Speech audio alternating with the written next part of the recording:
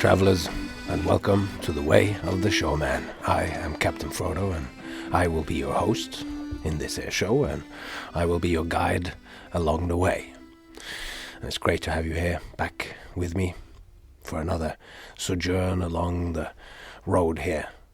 And I guess this week I am thinking mostly of stuff related to the man aspect, the human aspect of the showman. The issues that have been going on lately for me in my personal life is that I am just yet again faced with these questions that comes when we're a family, a husband and a wife and a child, and what happens when the results of having traveled all my life together with them, when that then and we start to need different things. What happens then? What are the choices that you take? Because it's not always necessarily that touring all the time is the best possible thing. It has been for me. But as my daughter grows up and she's about to, it's still a little while off, but she's about to turn 10, and it just makes me think of this poem of what's going on in her life. I'll find that poem for you. And the poem is by Billy Collins, an American poet, and it just means, we are not the same person throughout our life as we go through our life. There are different needs, and the needs of a child at 4 or say 2 are quite compatible with traveling on the road. But as they become more and more present and more incarnated into the world, their life situation changes and they need different things. So this poem captures a lot of this, what I feel is going on in and around turning 10. The whole idea of it makes me feel like I'm coming down with something worse than any stomach ache or the headaches I get from reading in bad light, a kind of measles of the spirit, a mumps of the psyche, a disfiguring chicken pox of the soul. You tell me it is too early to be looking back, but that is because you have forgotten the perfect simplicity of being one and the beautiful complexity introduced by 2. But I can lie on my bed and remember every digit. At 4 I was an Arabian wizard. I could make myself invisible by drinking a glass of milk a certain way. At 7 I was a soldier. At 9 a prince. But now I am mostly at the window, watching the late afternoon light. Back then it never fell so solemnly against the side of my treehouse, and my bicycle never leaned against the garage as it does today. All the dark blue speed drained out of it. This is the beginning of sadness, I say to myself, as I walk through the universe in my sneakers. It is time to say goodbye to my imaginary friends. Time to turn the big first number. It seems only yesterday I used to believe that there was nothing under my skin but light. If you cut me, I could shine. But now, when I fall upon the sidewalks of life, I skin my knees. I bleed. How about that? Thanks, Billy Collins, for that. That's a bit of a, mindful to take all of that in.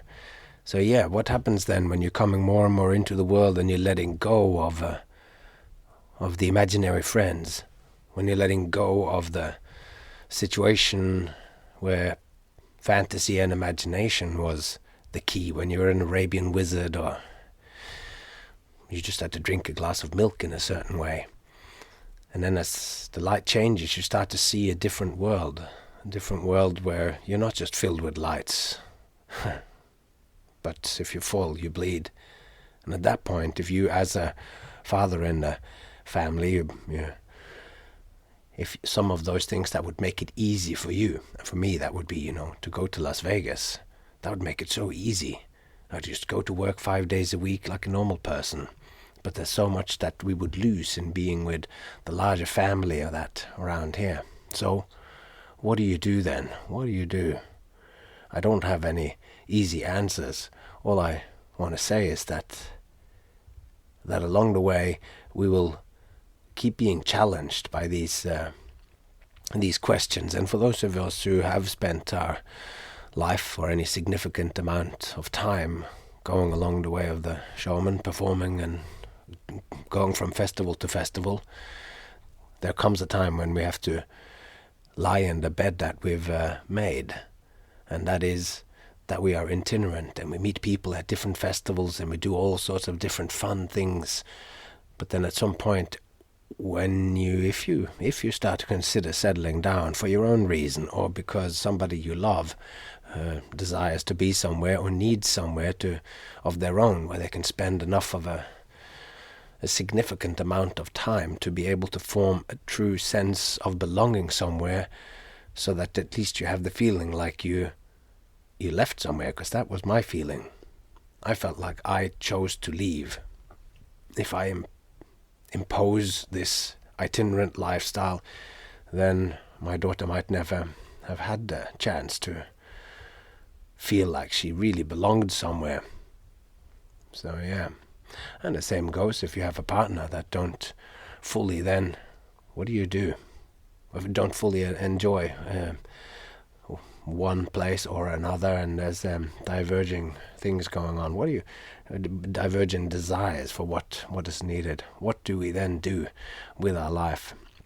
I mean, these are things that I never thought of when I first set out, but they are the most present and prescient things these days. I have set up this lifestyle for myself, and now I have to come and take some choices that impact very real and very direct on someone's life. So, I've said it before, I think, on this here, that this chapter is about her, and I guess I'm just venting a little bit as to what's going on in my tumultuous life at the moment. It's not tumultuous. That's a bit of an exaggeration. There are still gigs going on. Well, at least it was at the time when I was recording this. Who knows what's going to happen as we find out even more about this new virus. It's this podcast that I'm recording today is, by the time you hear it, we will have traveled further into the future. So it might all be quite clear now as I'm talking to you what's going on with the new virus. But certainly the lockdowns and that not lockdowns, but restrictions at borders and everything that's happening at the moment. We'll see where that all turns up. We're not out of the thicket just yet. Anyway, that was a pretty somber introduction. Even though last time I guess we spoke about some large issues last time too, like what is a showman, and we talked about the meaning in life. And of course, it's part of the meaning that we find in life is that we didn't talk so much about last time, is finding that those you love around you, that we can all thrive. So in that there is a certain sort of, to accept that sometimes to make, like when you are in a family, or you are, as I was for a big part of my life, I was in a show, then you are just one cog in that show. So although I am Captain Frodo, I am myself, and I was always that, for instance, with the Happy Side show, we did have to tour around, and all of us needed to make ourselves available, and for that it needed to be, I am Captain Frodo from the Happy Side show. I needed to identify with that as well, because we were, it's like the leg of a chair is the leg of a chair, but it becomes itself through becoming part of something greater, and there are, like, it's part of the chair on its own. It's kind of nothing. I mean, obviously I was maybe more useful to the world or myself than a chair of a leg is to a chair, or by itself. But the point is the same. Sometimes you have to be part of a greater whole and that comes with a certain kind of sacrifice. You can't just go for your every whim or whatever. So that's part of the meaning of life that we didn't really talk about last time. But we talked about meaning in life, and we talked about the absurd, that it's all going to matter, later on or whatever. And we ended up with thinking that it is all about love, and it's about including everybody. And I did talk there a little bit about my daughter, how she's part of me, and we are separate, but we're also a unit through love and shared biology. So she is an expansion of myself, and that's why I am now in such an existential quandary, not necessarily because I'm not happy where I am but I'm being pulled between finding this aspect of myself, of family, of the chair, of the whole is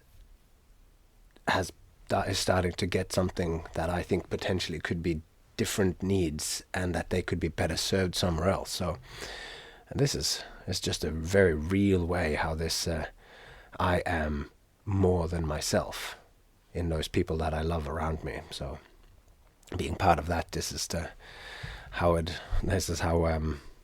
what life is, I guess. It's to try to blend all of these things together and find a best way out.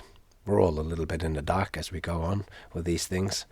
We're making it up as best as we can, but if your heart's in the right place, then perhaps they will forgive you even if you take the wrong choice. And that goes for the being on stage too, I guess. Sometimes we take the wrong choice on stage and we realize that the audience didn't come along with you. Then, better luck next time. I don't know. I think we're doing all right. And I think I am doing all right, even though I had to share all of this. So, today we're going to talk about two sort of separate issues. And I won't talk any more about them. I just like to dive straight into it.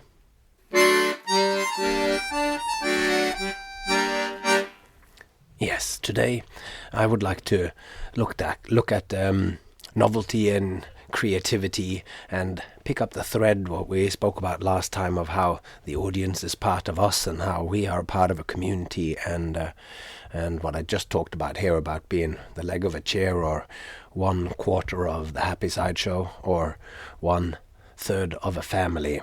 So being both an individual and something greater. What are these collective contributions to two matters of the novelty and of creativity? Because, they are important issues for us showfolk, because part of what keeps people entertained and what grabs their attention is novelty. Seeing something new attracts attention, and a showman is sometimes called a Novelty Act, particularly in Britain. He's a Novelty Act. That's what I am, and I always used to like that kind of calling, or that kind of name, Novelty Act. I'm bringing something new. Creativity and the new is a stock in trade in our business. But if we look at creativity and novelty with the duality of showman and audience in mind, then I think we can get an expanded understanding of both. So when we talk about creativity or novelty, it is most often thought of as something that springs from one unique artist's imagination, a unique snowflake artist, which spawns beautiful and creative new artworks by the virtue of his own special brain or soul. And I think that a healthy dose of humility can be injected into these notions by understanding how dependent this novelty of the creation is on other human beings. I mean, we spoke about some of these things before, like Brian Eno's talk about genius and all this. So we've already, of course, touched on this, that genius, the lone genius, might be a little bit of a myth. But if we by creativity mean an idea or an action or an act that is new and valuable, then we can't just accept the creator's own account of how they got their idea as the criteria for its existence. One artist might say and believe that their action, or in the world, like their act or their creation, is something brand new under the sun. And they might say, I created this in perfect isolation, and it is a genuine example of creation from nothing.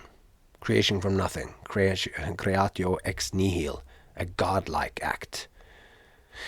But there is no way to know whether something is new but for a reference to some standards that are set by a community, a people, and there's no way to tell whether some creation is valuable until it passes social evaluation. And therefore I think it's fair to say that creativity does not just happen inside people's heads, but in the interaction between a person's thought, all the thoughts and the social, cultural context. It's a systemic rather than an individual process. Because I might have developed something crazy and unique, and it might turn out that nobody is interested.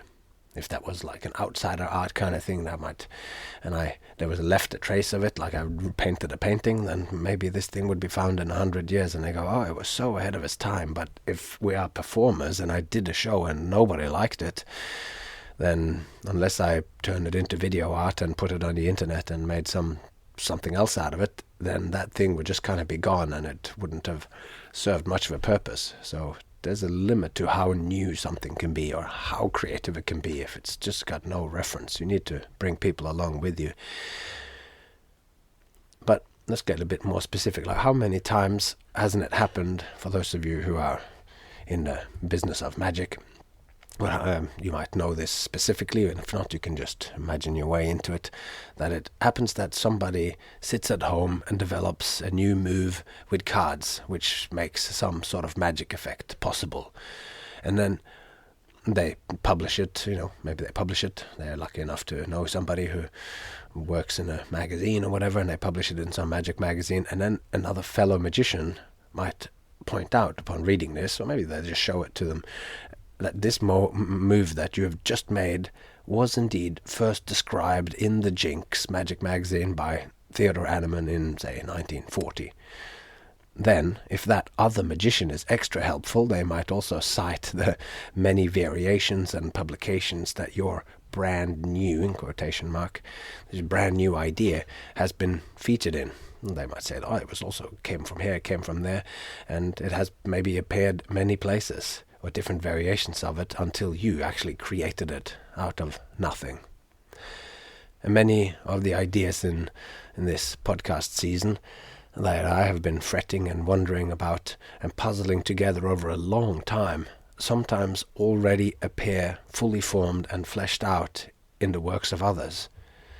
I mean, the philosopher Hans-Georg Gadamer, turns out that this idea that I have with the Showman and the audience and work of art being the show, being something more in between them, that is exactly what he talks about. I only learned about that last year after I got back to Norway from leaving Las Vegas, then through a podcast that I heard, and where a Norwegian art thinker and teacher, professor, was talking about a book that he'd written, and then I read his book because there was some things that he spoke about in that one interview that triggered this in me, and then I found out his ideas, and I go, oh, they're very overlapping. And then from reading that book called The Thinking Artist, that I found that actually some of these ideas are directly coming from this philosopher. So that's amazing. I might have mentioned that sometime in the first season of how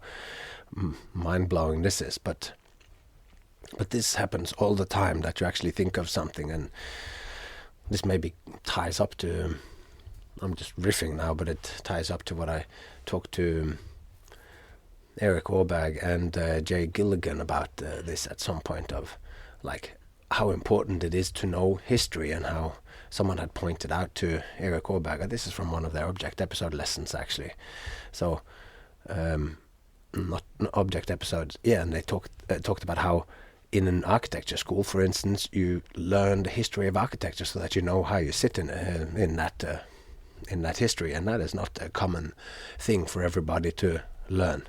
What is the development of all the acts and everything, like the history of circus and the history of performance art and all these different directions we could do. By knowing about those things, you can see how you sit within that, and knowing the different acts that have existed, you might know, and then thereby be more certain that you have learned something new.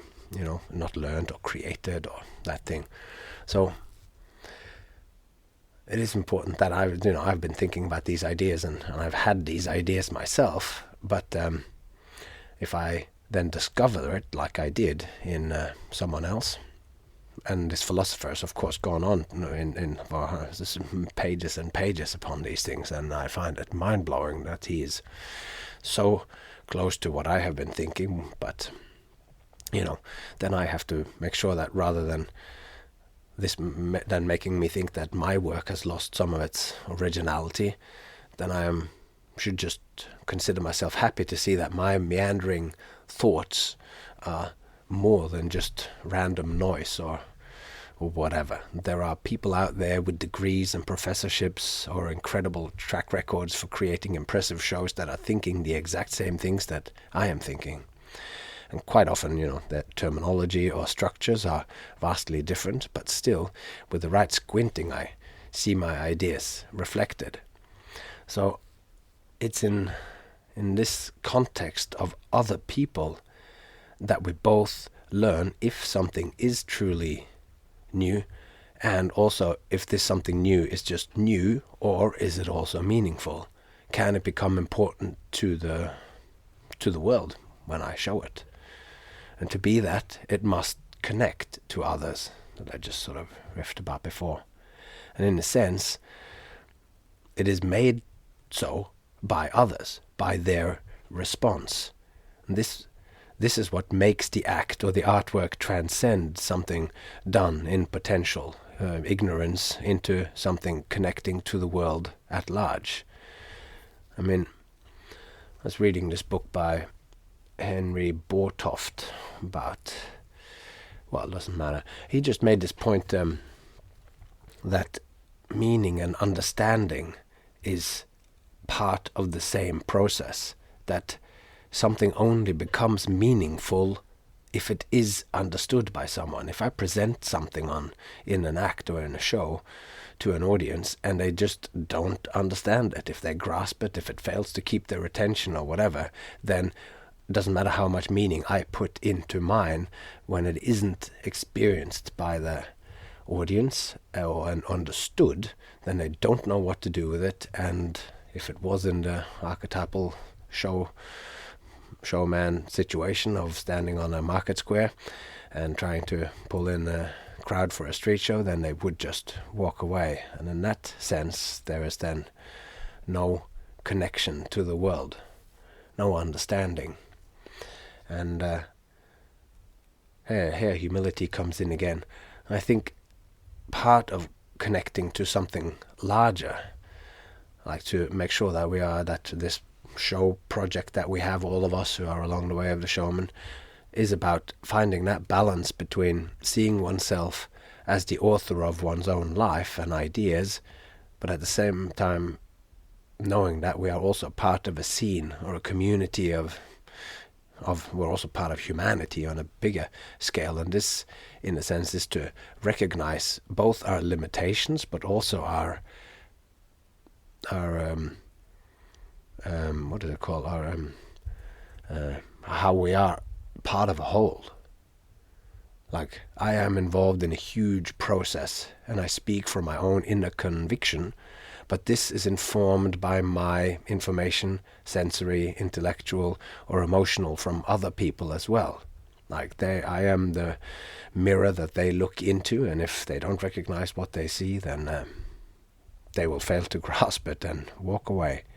So humility is to be aware of our true human capacity for greatness and for failure, for insights and ignorance, for overview and narrow minds, for ourselves as individuals and as part of a whole.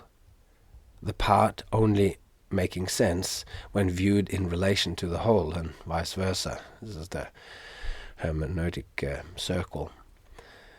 Recognizing this, I say we are, in a roundabout way, arriving at a kind of showman ethics, not just in the sense of doing the morally correct thing, but also to strive towards becoming the best person leading the best kind of life, and have that sort of, to be a part of the whole, we need to fit in every kind of way and be meeting people with this in mind. We want to connect to them and we want to have understanding, because only within that does meaning appear in our meeting. Because ultimately, when we are doing our shows, we're not just showing our material and the character that we have prepared in whatever structure that might be. Ultimately, we are also on show. I am also on show, or you are also on show. Being a showman, for me, is the common thread in my career, and it's the common thread in anyone who's a dedicated performer. Whatever material you present, whatever you're showing, you're also constantly showing yourself. I mean, this is my opinion. Some people just put on a face and you go in and this is separate from my life. But the more we, when we went through the pandemic and we feel like my identity is connected up to what I do, and I just read this interesting post by a girl I know who has been injured and you've been out for 6 months, and how she too, like so many of us, we just have our identity is so connected up. If you're an acrobat, it's not just your name. You are, like I said, of the Happy Sideshow. I'm Captain Frodo from the Happy Sideshow. This is who I am in such a real way. And there is the show, but there is also the man, which is what I spoke about in the very beginning. And the man and the show are both on display when a showman is on stage. And the things that we present, like magic dance or sword swallowing or juggling, they're activities which has a certain broad appeal, but not everybody loves card tricks or sword swallowing. There are people out there who quite explicitly claim they hate juggling, clowns or what have you. And this might certainly be the case, just like there are people who don't like poetry, classical music or football. Yet, there is a further element in all these activities which can serve as an alternate route to the meeting point of interest. And this is you. This is me. This is the human aspect. People frequently tell me after my shows that they didn't particularly like what I did with like dislocations and sword swallows, what have you, but they still loved watching me. And a passionate or indeed obsessed juggler can connect with an audience which might not have any preconceived attitude to juggling. They simply do not think about it, and they can connect with the audience by the fact that they are that the audience is meeting a real person on that stage.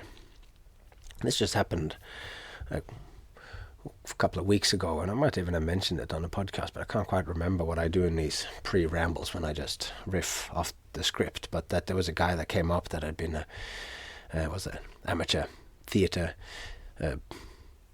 performer and instructor, and he came up and he was captured by this humanity and kept trying to make this distinction between who I was when I was on stage and the material that I did, which is amazing because a lot of the time people just can't see that that's two different things or whatever, but he really felt like he could glimpse my humanity in it, and he really liked it. And anyway, so the audience, they can have an indifference to the material that we are going to present, and perhaps sporadically there might be even some hostility to juggling or whatever. I'm performing with the show called Wallman's at the moment. We're doing a tour around Norway, and in there, one of the songs that the other guys and girls in the show, that they're doing a song, and one of the songs is like, this is a sports themed little section of medley of songs, and one of them is the song from, I can't remember which might be Liverpool or something, one of these football songs. And every now and then people, they get so hostile that they come up on stage or they start to throw something or whatever, because they can't take it that they're.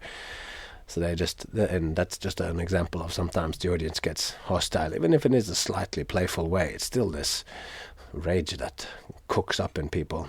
They've had just enough to drink and they can't handle it, and somebody stands up or boos or whatever. Not because of any lacking in the performance, but because of a dislike of the material. The performer is still maybe a nice guy, but he now is doing something you don't like, singing your some football team that you hate's anthem.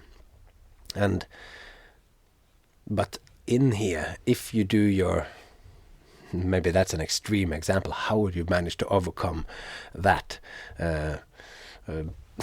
dislike of your Nemesis themes, theme song, Nemesis theme team's song? How do you deal with the fact that they're doing their theme song? Can you make them connect to the person on stage and allow you to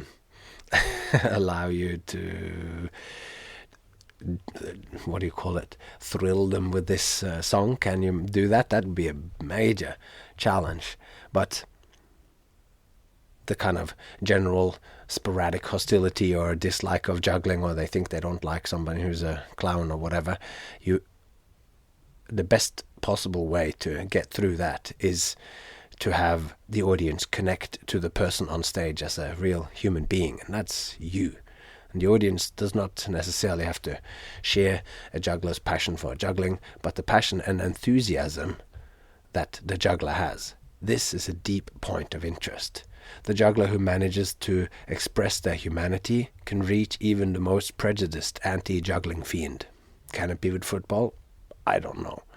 But not everybody loves juggling or circus, but everybody loves something.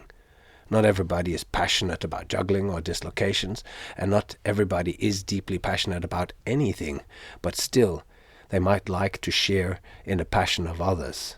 It's not just that they might like. We love that. We enjoy watching movies and stories where the hero wants something, and it's script writing 101 to present what the hero wants early on, and then keep the hero from getting what she wants. Let's say the desire is to slay the dragon to save her child, or stop the Ark of the Covenant from falling into the hands of Nazis. All of these are just manifestations of a strong desire in a protagonist. You might not care about a dragon in a far-off and indeed made-up fantasy world, but you can passionately identify with the hero's desire. In the field of showbiz, there are many skills which are shared. There are many magicians who perform the cups and balls or the linking rings, and there are many acrobats who does a handstand and then performs a handstand on only one hand. Whether you're on a trapeze or you juggle, there is a certain amount of what you do which is part of a kind of common domain, or the limits of this, what belongs to one person, the grey areas of intellectual property and what constitutes stealing is a complex topic, but for now it's enough to just mention that it exists. The fact of the matter is that a lot of performers are in a large degree using the same tools and tricks of the trade. And there are also many people in the world who squeezes themselves through a tennis racket. The reason I have managed to make a career out of it is not based on the fact that I can squeeze myself through a racket. Perhaps in the very beginning this was the central point of interest in the act. I thought so, and the audience probably also thought so, but along the way the act became less about the fact that I could do it and more about how I did it and about me. The way I behave, the confetti I throw, the slapstick falls, and the fighting with the microphone and the stand, and my attitude to it all, this becomes the focus. It was when the focus shifted from the plot in the act, I can squeeze myself through the racket, to the character's struggle on the way through that my tennis act found a deeper resonance with audiences. And the more the act became about me, the stronger it got. The point I am making is that your greatest asset is you. You as one of the many. The one who walked with the crowd and turned around to face the others. You, the most valuable thing you have to present, is you. And you want your clients and your audience to be booking you for who you are and how you do something rather than for the thing that you perform. If all they want is someone who can squeeze through a tennis racket, they can probably find a cheaper artist than me. And a quick search will no doubt give you plenty of options. And if on the other hand you want me to do it in the way that I do it, you will have to book me. This is related to how when you buy with no comparison, but when you buy a Vincent van Gogh painting of a chair, you won't just be happy with a random painting of a chair. You want this painting of a chair because Van Gogh painted it or whatever. And that goes for whether you're going to buy just a print or you're going to buy the original, as certain people might want to do. Well, this is why this whole way of the showman goes so thoroughly to work on not just what we do, but also who we are. I have found that as I understand my place in the world and my role in the world, I've discovered that what I feel is a kind of moral imperative to the vocation. Nothing, and when I'm saying moral, it's nothing more than what your grandmother might have told you was good common sense and common courtesy, but it still feels like a big deal to make claims like this today. So as this sort of exploration shows, we are in a choppy and complex waters when we navigate these kind of enormous questions of meaning in life and understanding, and there's always a balance of ourself and others, our personal meaning and our relational meaning, and our novel creations as part of a whole. The key insight to take away is, for me, that with this expanded definition of showman as carrying in it the audience, we find a deep and powerful connection point to the world, something which gives us power as agents of change and influence. And as Stan Lee said in Spider-Man, with great power comes great responsibilities. And these insights have certainly had a deep impact on me and my life. As the sort of preamble before this of how it keeps sort of coming up, like you're not just you're always more than that. It's my community, it's my family, and the choices I take and the inspirations that I have are all just mixed together in deep and richly interconnected ways, always. We are unique, but we're also connected and part of a whole. So yeah, hopefully that makes sense to you as something to think about and contemplate, that your originality can only really shine and come to be foregrounded by seeing yourself as part of a spectrum of other performers. And yeah, so leaving this idea of how knowing what's new, knowing what's novel, knowing what is a true creative creation, that is dependent on other people, I would like to change gears, take you down another little side path, and I would like to go deeper and look a little bit closer at the very beginning of, because this what we are going through here now, of course, it is a deepening exploration of who the showman is, meaning who are we, because we've just discovered that we have the pillars of showmanship as the audience and the showman, and the emergence of the show where they meet, that comes alive through the attention. We've talked about that in the anatomy of showmanship. And as we mentioned here in the last episodes or so, we are now exploring the showman. So now let's have another deep, more metaphorical and more symbolic look at the showman. And that starts with I am. Going deeper. I am a showman.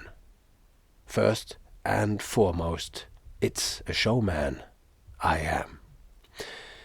Now this is from the Showman's Manifesto, and in this, the statement I am a showman, then the speaker of this shares both their standpoint and also the origin of his point of view. He is a showman, someone who does shows.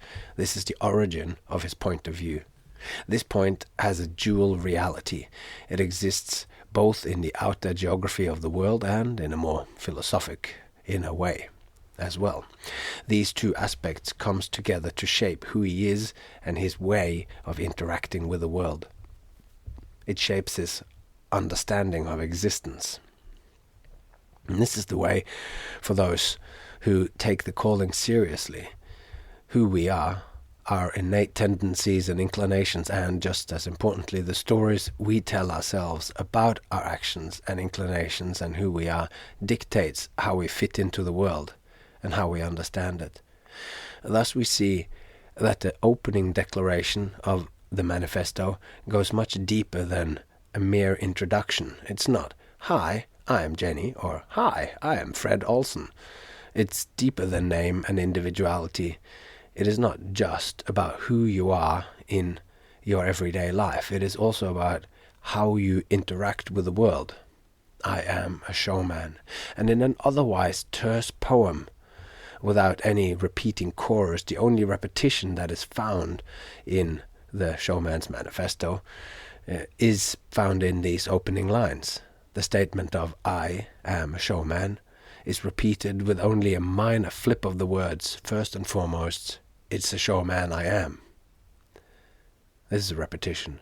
And since I've chosen to take this poem that I talked about in one of the very first episodes of this second season, that you can go back and listen to, I would say that the fact that it is repeated in the beginning here points to the importance of these words.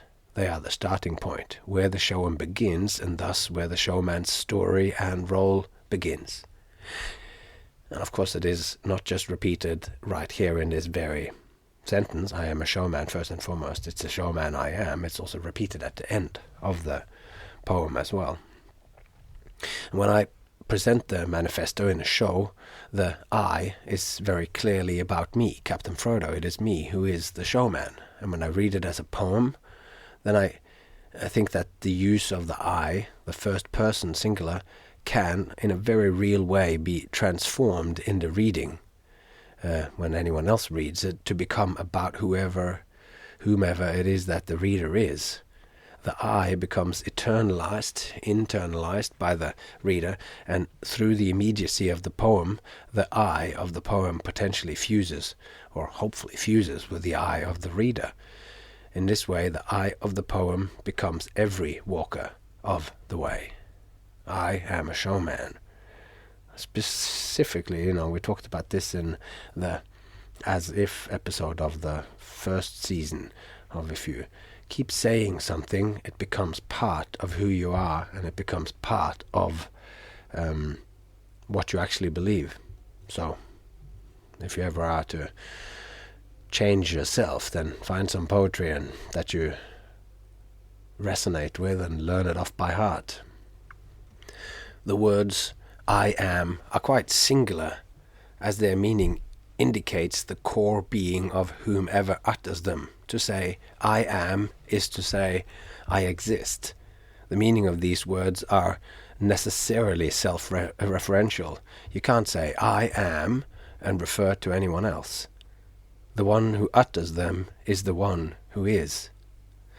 And I am taking the existence of a self here as a gospel in these explorations. For the way to make sense, there needn't exist a separate supernatural soul, or even as a separate singular self unchanging inside our heart or mind, or wherever it might be thought to be residing. The very strong feeling of self that we all have, at least the vast majority of us experience this, and this is enough for the starting point of this. And the self that is inside us is in constant flux. I'm not the same self as my 7-year-old self, but for our discussion here and mere shared experience we have, when we exclaim "I am," this is enough for the I that I'm talking about here. I guess I'm making that little qualification because anyone who has done any Buddhist kind of meditations or whatever, where you might discover that there is this thing called the no self, that you discover that there is nothing in no thing inside you that is yourself. So throwing that aside and not dealing with that at another time, let's go cosmic. Because on a grander cosmic scale, what better beginning to it all could it be than I am, I exist. This is the first words, and in a sense they are what comes before the poem, the manifesto as such starts. There is nothing, just the white of the page or silence before the words, like the prologue in the theatre from Goethe's Faust, which is something that we're going to get to. This is something that happens before the main story there, and we will look at this prologue later in a later chapter. But it's this thing that happens almost before the poem, this I am. And a Christian doctrine, this tells us that in the beginning was the Word, and the Word was with God, and the Word was God. And joining on to this, I also find it interesting that the first time God introduces himself by name, he says to Moses, I am who I am. And that's what God said in quotation marks. That's like he actually said that. And he said, so this is like to read this as a quote from Exodus 3:14, I am who I am. And he said, say this to the people of Israel, I am has sent me to you. So Moses was to tell the other people that he met later that I am has sent me to you. Now that is a very weird sentence, because that goes back to that stuff that I talked about before. You can't really say that. I am has sent me to you. That doesn't make any sense. But then again, God is probably here speaking in a context that is difficult to grasp for us who are finding ourselves as just a singular expression of existence, and God being, of course, the whole unlimited expression of everything. So anyway, this idea of a link between I am and a God within is something that we will revisit when we look closer at enthusiasm. Well, actually, we have actually looked at this a little bit before, because the etymology or the etymological root of enthusiasm means to be possessed by a god, or having a god within oneself. It's the divine spark in us all. So with that, seeing the opening of the manifesto from this grand cosmic point of view, we meet the showman in first person as the creator of what we are about to read or to hear. The showman as a creator of a universe is also something we will encounter later in the manifesto, when it says, when the showman performs on a market square, he creates a universe. And this universe that he creates is in fact not just created by him, it is creating in concert, in full participation with the audience. There's this universe, and that's the emergence of the show. Whereas the showman declares, I am, he is simultaneously making a pledge and offering up an explanation. So let's explore both the pledge and the explanation, starting with the explanation angle, because in the statement, I am a showman, he is sharing his standpoint and his origin of his point of view, as we talked about briefly before. And this point is a place both in the outer geography of the world, where he is a fellow who does tricks and recites poetry, but also in a more philosophical inner way. And by having internalized things like his interconnectedness with the audience of the world, like we talked about in last episode, these two aspects of inner and outer comes together to shape who the showman is, and the inner and outer and the audience and showman. All of this colors his attitude, his way of interacting with the world, and his way of understanding the world.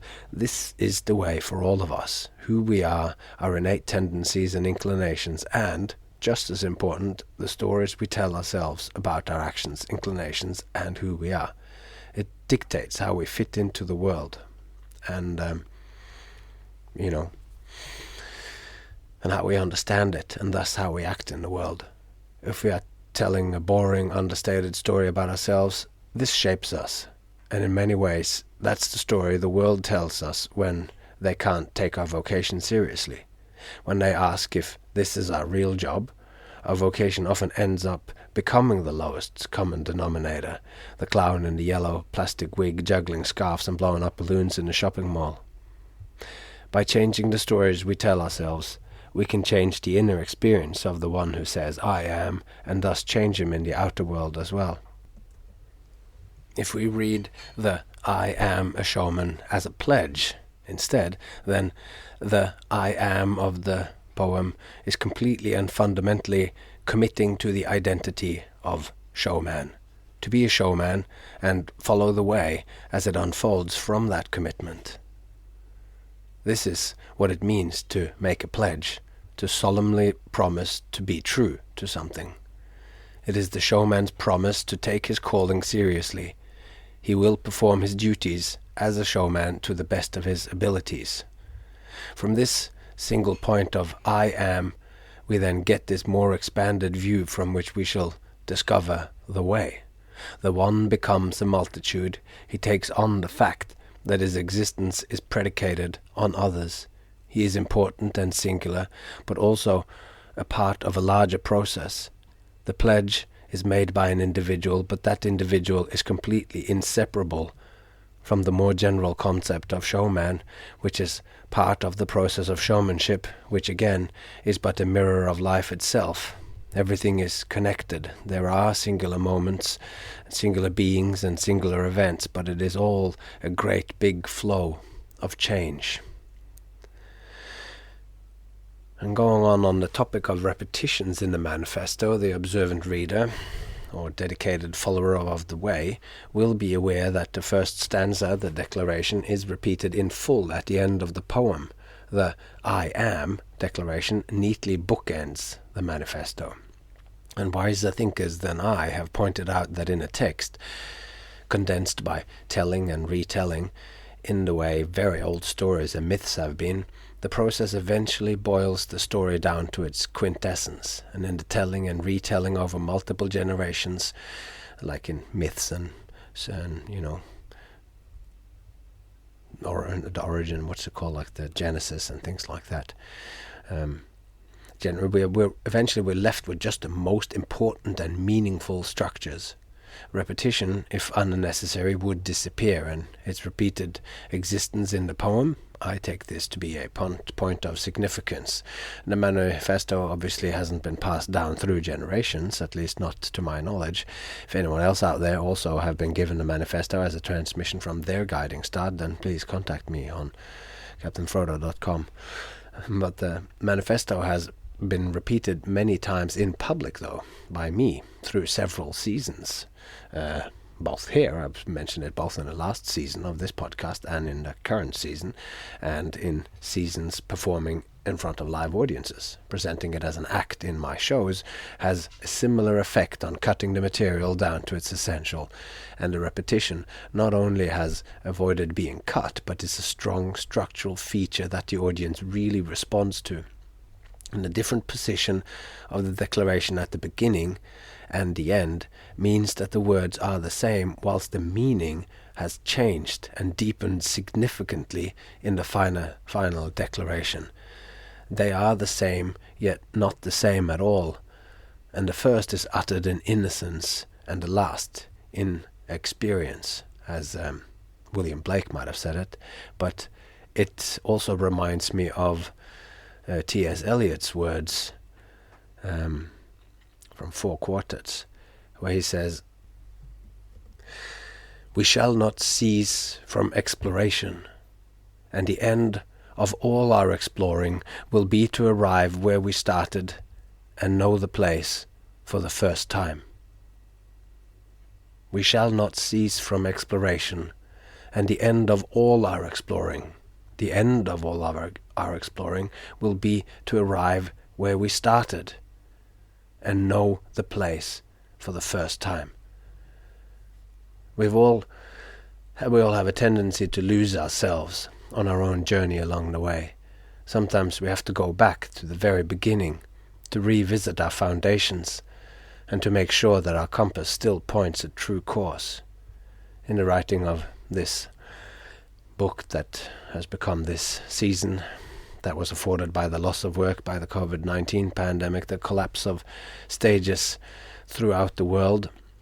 And I have been able to go back to the beginning in my mind and start the explorations anew. The world is different this time around. With the benefits of hindsight, I am seeing things differently. Things I thought mattered a whole lot might not have been so important, and vice versa. But it all starts and ends with the declaration, this declaration, I am a showman. And an important aspect of AA, the Alcoholics Anonymous, is that, hi, my name is whatever it is, and I am an alcoholic. And this, in that regard, is regarded as the first step towards recovery, to become a better version of yourself, to accept who you are. And the foundations of a meaningful life starts there. Accept who you are, know thyself, who you are and your role in the world, your heart's desire, the little spark inside you of enthusiasm that pulls you and points you with your attention and engagement towards what's important to you. And this becomes the lens through which you can focus and narrow the world down. And the world is too vast and rich to be one thing. You must choose your stand, your vantage point, and interpret it all from there as it comes towards you, and as you seek it out. I used to like this I am. You used like this. This I am is a tool, like the hero's sword or hammer or invisibility cloak, which can bring order to the chaos of the world. And the tool is helpless without a will to wield it. But still, tools are powerful. A sword has great potential power for accidental destruction, which can bring more chaos into the world than it takes away. And the will wielding the sword must know themselves and their role in the stage of life, or on the stage of life. Are you a force for good or for bad? Each action with your sword can swing both ways. A showman can waste your time. All an audience gets from this is to get some help to pass the time. Mindless entertainment, reality TV, soaps and sitcoms robs the audience of the little time they have left after a mindless day at the dishwashing, detergent, tablet, wrapping factory. They have stacked cardboard boxes for 8 hours and commuted for another hour and 15 minutes. They are exhausted. And then comes the relief. Mindless color and movement. A sigh of relief as the last possibilities for fanning the little spark in their heart, if it's even alive enough to feel. But then it slips away in the sand as the TV images crossfades into their own dream images. Their dreams becomes the content and desires of shampoo commercials. Wants what they want in the shampoo commercials and the like. Thus, even their dreams become mindless wants and tasks on repeat. And lest we forget, they are also part of you. So when you are presenting mindless drivel, if you have not placed substance into your show, your dreams are like shampoo commercials too. The rebellion to the absurdity of life starts with the declaration, I am. This is my place. This is my sword to fight the chaos. This is my calling, and the literal calling out of the words for others to hear, I am, is where it all begins. After that comes who you are, or what you are. You are a showman, you say? What is that? That exploration we will continue on as we go. Wow. Big thoughts, big ideas, and it all starts just very rambling in the beginning here, and of what to do with our life and how to connect it all up and how to do the right thing for your family and how to do the right thing for the community and all of this, and it goes cosmic and huge, and it is good to have at least certain things certain in my life, like I am a showman. I have that pretty nailed down. I think the pandemic and doing a little bit of other things for a little while has really helped me see just how important that is to me. and thus also the family. So we'll just have to find ways to make it all work. Well, for now I would just like to thank you for coming along on one more trip. If you know anyone who you think would be interested, I would be very appreciative if you could tell them, refer someone to it, even if it's just one person, or, share it on your social media. That is by far the biggest help that you could do to me. And if you like what I do, then that's all I ask for. If you, on the other hand, would like to go one step further and actually contribute economically, then you can do that by buying me a coffee, or the equivalent of that money, on buymeacoffee.com/Captain Frodo. You can find me on Instagram and on